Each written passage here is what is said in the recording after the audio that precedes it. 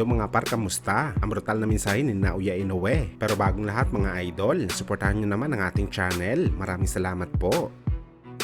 So matapos nga po mga idol, sinabi ng ating pambaton na si Marlon Tapales na kumpiyansa ito na siya ang uuwing tagumpay sa bakbakan nila ng Japanese monster Naoya Inoue sa December. At malaki din ang kanyang tiwala mga idol na kaya nito inakot si Inoue sa bakbakan. Alam na daw kasi nito mga idol ang kahinaan ng Hapones. Kaya hindi na daw mahirap sa kanya na makalanding ng solid shot kay Inoue. Maliban pa sa mga sinabi ni Marlon Tapales mga idol, naglabas din ito ng imahe sa kanyang Facebook page kung saan kasama nito sa training ang featherweight rising superstar at number 1 alaga ngayon ni Mayweather Jr. na si Carmel Moton. Kaya napapasabi na lang tayo dito mga idol na seryoso talaga si Tapales sa kanyang mga sinabi na kaya nito sa akin ng Japanese monster sa bakbakan. Bagamat matapos sinabi ng Pinoy champion ng ganitong bagay mga idol, pasimpleng nagpapiyaw naman po si Inoue sa kanyang latest training para sa undisputed fight nito kay Tapales. At makikita mo talaga sa footage mga idol na malalakas talaga na suntok ang binibitawan ni Inoue. Ano may gusto talaga ito iparating kay Tapales na parang gustong sabihin nito mga idol na ganito kalimaw na kamao ang ipapatikim niya kay Tapales sa kanilang bakbakan. At wala itong plano na manalo sa isang desisyon lamang, kundi brutal knockout talaga. Well, sana mga idol. Kaya saluin ni Tapales ang lahat ng monster shot ni Inoue. Ito kasi ang basihan sa laban, kung kaya ba talaga ni Tapales si Inoue o hindi. Sakali mahandle ng Pinoy ang lakas ng suntok ng Hapon, pwede na siguro natin sabihin mga idol na talagang tagilo dito si Inoue sa bakbakan.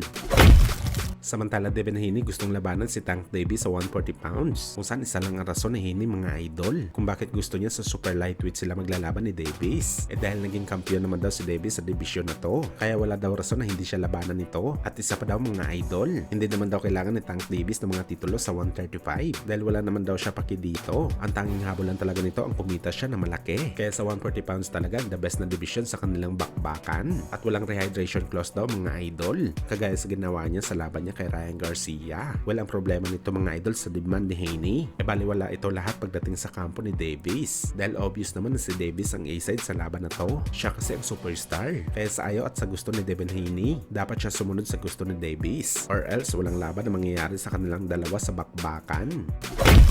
Sa kabilang banda naman mga idol, Manny Pacquiao nagmukhang vlogger sa kapwa nito mga legend. Sa naging bakbakan ni Fury at Ngannou, makikita mo talaga dito mga idol na sobrang kulit talaga ni Pacman. Inisa-isa lang naman kasi nito mga idol ang mga legend na sumama sa kanyang vlog. At karamihan sa mga legend na to mga idol, idinurog ni Pacman sa bakbakan. Kagaya ni Morales, Barrera, De La Hoya at Ricky Hatton. At sa gitna ng kulitan nila mga idol, lahat sa kanila napapasabi na lang na the best daw talaga si Manny Pacquiao. Indikasyon lang ito na sulit talaga ang kanilang respeto sa Pinoy legend.